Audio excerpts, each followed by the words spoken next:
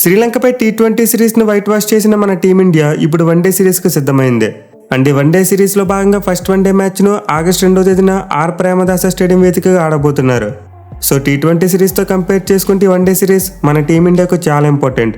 ఎందుకంటే వచ్చే ఏడాది ఫిబ్రవరిలో మన వాళ్ళకి ఛాంపియన్స్ ట్రోఫీ ఉంది. అండ్ దానికి ముందు చూసుకుంటే మన వాళ్ళు ఆడబోయేది కేవలం 6 వన్డే మ్యాచ్లు మాత్రమే. సో 6 వన్డే మ్యాచ్లు ఇప్పుడు 3 వన్డే మ్యాచ్లు శ్రీలంక టీంతో ఆడబోతున్నారు. అండ్ ఈ వన్డే సిరీస్ను బేస్ చేసుకుని మోస్ట్ లైక్లీ స్క్వాడ్ను సెలెక్ట్ చేసే అవకాశాలు ఉంటాయి. ఎందుకంటే ఆ తర్వాత మన వాళ్ళు ఇంగ్లాండ్తో ఆడబోయే 3 వన్డే మ్యాచ్లు కూడా స్క్వాడ్ ప్రకటించిన తర్వాత ఆడతారు. అంటే ఛాంపియన్స్ ట్రోఫీ బాగా దగ్గరగా వచ్చేసిన తర్వాత ఆడతారు. సో దీన్ని బట్టి చూసుకుంటే వన్డే సిరీస్ మన వాళ్ళ యొక్క టీమ్ సెలక్షన్లో చాలా కీ రోల్ ప్లే చేయబోతుంది. మెయిన్లీ బ్యాకప్ ప్లేయర్స్కి ఎవరు ఉండబోతున్నారు అనేది ఈ సిరీస్లో తేలిపోతుంది. ఎందుకంటే మన టీమిండియాలో చూసుకుంటే హార్దిక్ పాండ్యా, జడేజా, బుమ్రా లాంటి పెద్ద ప్లేయర్స్ ఆడట్లేదు. అలాగే షమ్మి కూడా రికవర్ అయితే అతను కూడా టీంలోకి వస్తాడు. సో ప్రజెంట్ ఈ 4 స్థానాల్లో ఎవరైతే ఆడబోతున్నారో వాళ్ళకి సిరీస్ ఒక గోల్డెన్ ఆపర్చునిటీ. ఎందుకంటే ఈ సిరీస్లో వాళ్ళు క్లిక్ అయితే ఆటోమేటిక్గా ఛాంపియన్స్ ట్రోఫీ స్క్వాడ్లో చోటు దొరికేస్తుంది. సో వీటన్నింటి బయట చూసుకుంటే సిరీస్ అయితే మన టీమిండియాకు చాలా important. Other hand Sri Lanka team చూసుకుంటే వాళ్ళు చాలా వెనకబడిపోయి ఉన్నారు. ఇన్ఫాక్ట్ వాళ్ళు నెక్స్ట్ ఇయర్ జరగబోయే ఛాంపియన్స్ ట్రోఫీకి కనీసం క్వాలిఫై కూడా కాలేకపోయారు. సో మోస్ట్లీ శ్రీలంక టీం ఈ సిరీస్ని తమ ప్రైడ్ కోసం ఆడతారు. అంటే టీ20 సిరీస్లో ఎలానో వైట్ వాష్ అయిపోయారు కాబట్టి వన్డే సిరీస్ గెలిచి రీవెంజ్ తీర్చుకోవాలని చూస్తారు. బట్ అదైతే అంత ఈజీ కాదు. ఎందుకంటే ప్రజెంట్ మన టీమిండియా చాలా మంచి ఫామ్లో ఉంది. ఎస్పెషల్లీ వన్డే ఫార్మాట్లో మన వాళ్ళు వరల్డ్ కప్ ఫైనల్స్ వరకు వెళ్ళారు.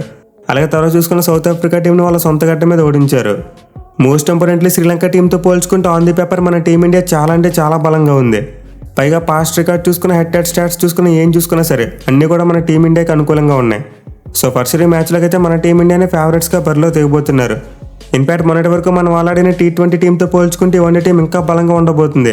ఎందుకంటే రోహిత్ మరియు కోహ్లీ లాంటి దిగ్గజ ప్లేయర్స్ కంబ్యాక్ ఇస్తున్నారు. అలాగే కుల్దీప్ యాదవ్ కూడా బౌలింగ్ యూనిట్లో చేరిపోయాడు. సో మన వాళ్ళ వన్డే టీం అయితే ఎక్స్పీరియన్స్ ఉన్న ప్లేయర్స్తో పాటు యంగ్ ప్లేయర్స్తో కూడా సమతూకంగా కనిపిస్తుంది. ఇక ఈ మ్యాచ్ ఆడబోయే ఆర్ ప్రేమదాస స్టేడియం యొక్క పిచ్ రిపోర్ట్ చూసుకుంటే చాలా వరకు bowling friendly wicket. Especially pitch అనేది స్పిన్ బౌలర్స్కు చాలా ఎక్కువగా అనుకూలిస్తుంది.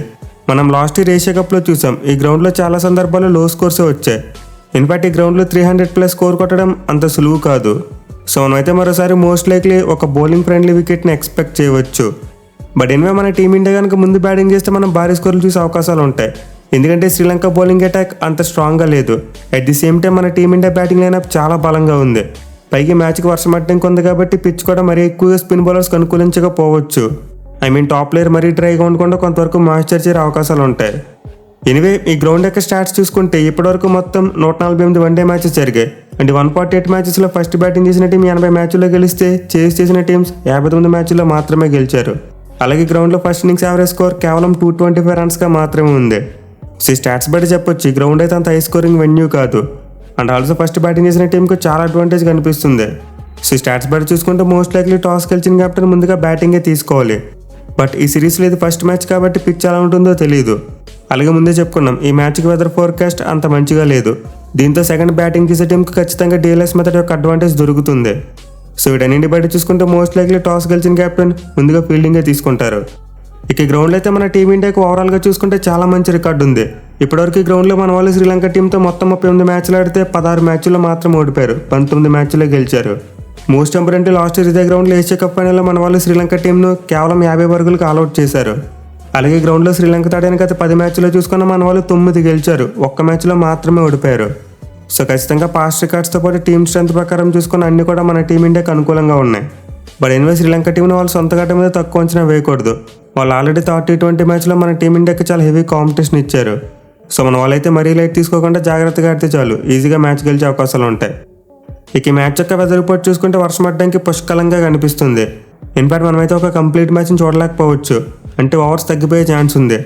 ఎందుకంటే వెదర్ ఫోర్కాస్ట్ ఏకంగా ఫ్రైడే రోజు 70% రెయిన్ పడే ఛాన్స్ చూపిస్తుంది.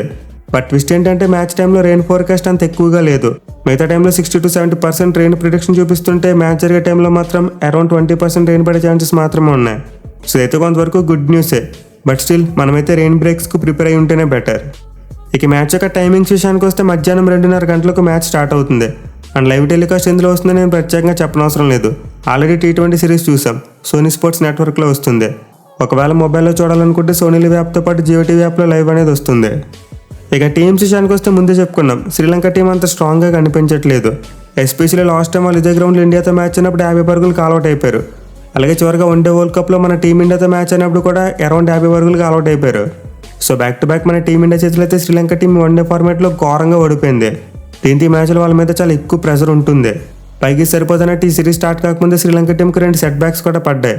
అవి ఏంటంటే వాళ్ళ స్టార్ బౌలర్స్ మతీష పత్రాన మరియు మధుశంక ఇద్దరు కూడా ఈ సిరీస్ నుంచి రూల్డ్ అవుట్ అయ్యారు. సో వీళ్ళిద్దరు వెళ్ళిపోవడం వల్ల ఇప్పుడు శ్రీలంక టీం యొక్క పేస్ బౌలింగ్ చాలా వీక్గా కనిపిస్తుంది. అండ్ ఓవరాల్గా వాళ్ళ టీం చూసుకున్నా అంత బలంగా లేదు. ఎస్పెషల్లీ మిడిల్ ఆర్డర్ బ్యాట్స్మెన్ అసలు ఎవరు కూడా ఫామ్లో లేరు. సో మరోసారి శ్రీలంక టీం ఆశలన్నీ వాళ్ళ టాప్ ఆర్డర్ బ్యాట్స్మెన్ మీదే. మెయిన్లీ పాతుమ్ నిసాంక లాంటి బ్యాట్స్మెన్ చాలా మంచి ఫామ్లో ఉన్నాడు. T20 ఫార్మాట్లోనే కాకుండా వన్డే ఫార్మాట్లో కూడా కన్సిస్టెంట్గా ఆడుతున్నాడు. అలాగే కుశాల్ మెండిస్ కూడా మంచి నిక్లో ఉన్నాడు. ఈవెన్ సదీర సమర్ విక్రమ చూసుకున్న చాలా నమ్మదగ్గ ప్లేయర్. బట్ వీళ్ళ ముగ్గురు తప్పితే మరోసారి శ్రీలంక మిడిల్ ఆర్డర్ చాలా పేలవంగా కనిపిస్తుంది. వాళ్ళ కొత్త కెప్టెన్ అసలంక మంచి ఫామ్లో లేడు. అలాగే మిగతా ప్లేయర్స్ ఎవరికి ఎక్స్పీరియన్స్ కనిపించట్లేదు.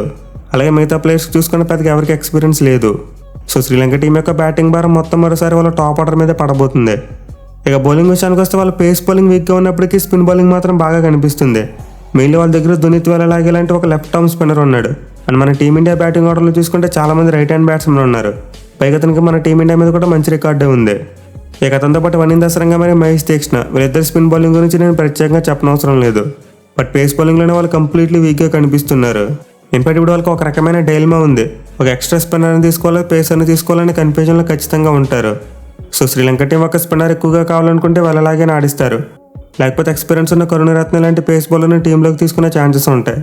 ఎనివే మ్యాచ్ కోసం శ్రీలంక టీం యొక్క ప్రాబబుల్ ప్లేయింగ్ లెవెన్ చూసుకుంటే ఓపెనర్స్గా పాతుమ్ నిసాంక మరియు కుశాల్ మెండిస్ బరిలోకి దిగబోతున్నారు. ఇక తర్వాత నెంబర్ 3లో సదీర సమర్ విక్రమ, నెంబర్ 4లో కమిందు మెండిస్, నెంబర్ 5లో చరిత శ్రీలంక, నెంబర్ 6లో జనిత్ లీనాగే, నెంబర్ 7లో దులిత్ వెలలాగే ఆర్ కరుణరత్నే, నెంబర్ 8లో వనింద సరంగ, నెంబర్ 9లో మహేష్ తీక్ష్ణ, నెంబర్ 10లో మొహమ్మద్ సిరాజ్ మరియు నెంబర్ 11లో లసిత్ ఫెర్నాండో బరిలోకి దిగే ఛాన్సెస్ ఉన్నాయి. ఇక మన టీమిండియా విషయానికి వస్తే biggest good news, both Rohit Sharma మరియు విరాట్ కోహ్లీ వీళ్ళిద్దరూ కంబ్యాక్ అవ్వబోతున్నారు. T20 వరల్డ్ కప్ గెలిచిన తర్వాత ఈ టాప్ డియో మరోసారి మైదానంలో కనబడబోతుంది. సో వీళ్ళిద్దరి రాకైతే మన టీమిండియాకు చాలా బిగ్గెస్ట్ పాజిటివ్. మెయిన్లీ ఇద్దరు ప్లేయర్స్కు శ్రీలంక టీం మీద చాలా మంచి రికార్డు ఉంది. రోహిత్ శర్మ శ్రీలంక టీం మీద టన్నుల కొద్ది రన్స్ కొట్టాడు. అలాగే విరాట్ కోహ్లీ చూసుకున్న చాలా రన్స్ కొట్టాడు. పైగా ముందే చెప్పుకున్నాం శ్రీలంక బౌలింగ్ అంత స్ట్రాంగ్గా లేదని. దీంతో మనమైతే ఖచ్చితంగా వీళ్ళిద్దరు బ్యాట్స్ నుంచి చాలా ఎక్కువ రన్స్ ఎక్స్పెక్ట్ చేయవచ్చు. ఇక మిగతా టీం చూసుకుంటే రెండో ఓపెనర్గా శుభ్మన్ గిల్ ఉంటాడు. అండ్ నెంబర్ 4లో most likely Shreyas Iyer continue అవుతాడు. ఎందుకంటే అతను లాస్ట్ టైం వరల్డ్ కప్లో చాలా బాగా పెర్ఫామ్ చేశాడు. పైగా కేకేఆర్ కనెక్షన్ ఉంది కాబట్టి ఖచ్చితంగా గంభీర్ శ్రేయస్ అయ్యర్కు ఆపర్చునిటీ ఇస్తాడు. అయితే వికెట్ కీపర్ విషయంలో మాత్రం చాలా పెద్ద హెడేక్ ఉంది. కేఎల్ రాహుల్ని ఆడిస్తారా లేకపోతే రిషబ్ పంత్ని ఆడిస్తారా? సో ఇదైతే ఒక $1 మిలియన్ క్వశ్చన్. ఇన్ఫాక్ట్ ఈ క్వశ్చన్కు ప్రీ మ్యాచ్ ఇంటర్వ్యూలో రోహిత్ శర్మ కూడా సమాధానం చెప్పలేకపోయాడు. సో ఇద్దరు ఎవరో ఒకరికి మాత్రం వికెట్ కీపర్గా ఛాన్స్ దొరుకుతుంది. నేనైతే మోస్ట్ లైక్లీ కేఎల్ రాహుల్కి అవకాశం ఇస్తారనుకుంటున్నా. లేదు వెరైటీ కోసం లెఫ్ట్ హ్యాండ్ బ్యాట్స్మెన్ కావాలనుకుంటే అప్పుడు మాత్రమే పంత్కి అవకాశం దక్కొచ్చు. ఇక తర్వాత నెంబర్ 6 స్పాట్లో చూసుకుని ఒక కాంపిటీషన్ ఉంది. హార్దిక్ పాండ్యా లేడు కాబట్టి ఇప్పుడు ఈ ప్లేస్ కోసం శివం దుబే మరియు రియాన్ పరాగ్ ఇద్దరి మధ్య కాంపిటీషన్ నడుస్తుంది. సో ఇద్దరు ఎవరిని తీసుకుంటారనేది మన బౌలింగ్ కాంబినేషన్ మీద డిపెండ్ అయి ఉంటుంది. ఒకవేళ మన వాళ్ళు ఇద్దరు పేస్ బౌలర్స్తోనే వెళ్ళాలనుకుంటే ఇప్పుడు మూడో పేస్ బౌలింగ్ ఆప్షన్ కోసం శివం దుబేని తీసుకుంటారు.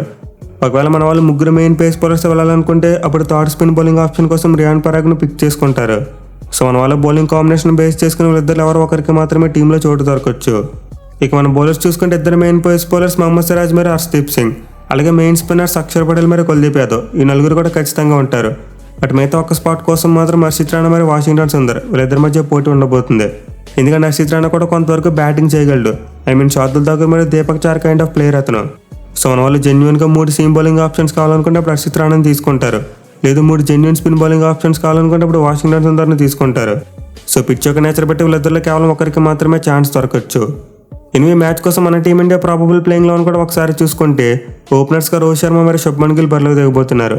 ఇక తర్వాత నెంబర్ 3లో విరాట్ కోహ్లీ, నెంబర్ 4లో శ్రేయస్ అయ్యర్, నెంబర్ 5లో కేఎల్ రాహుల్, నెంబర్ 6లో శివం దుబే ఆర్ రియాన్ పరాగ్, నెంబర్ 7లో అక్షర్ పటేల్, నెంబర్ 8లో కుల్దీప్ యాదవ్, నెంబర్ 9లో Harshit Rana or Washington Sundar, number 10లో హర్షదీప్ సింగ్ మరియు నెంబర్ 11లో మొహమ్మద్ సిరాజ్ బరిలోకి దిగే ఛాన్సెస్ ఉన్నాయి. So on the paper compare చేసుకుంటే ఆబ్వియస్లీ మన టీమిండియానే చాలా అంటే చాలా బలంగా కనిపిస్తుంది. మెయిన్లీ మన వాళ్ళ దగ్గర సాలిడ్ బ్యాటింగ్ లైనప్ ఉంది. అంటే ఈ బ్యాటింగ్ లైనప్ కనుక ఫైర్ అయితే ఖచ్చితంగా మనం భారీ స్కోర్ చూస్తాం. పైగా మొదటిసారి కొత్త కోచ్ గంభీర్తో కలిసి రోహిత్ ఆడబోతున్నాడు. దీంతో వాళ్ళ కాంబినేషన్ ఖచ్చితంగా ఒక శుభారంభం చేయాలని చూస్తారు. చూడాలి మరి మన టీమిండియా ఫస్ట్ వన్డే మ్యాచ్లో ఎలా పెర్ఫామ్ చేస్తుంది అనేది.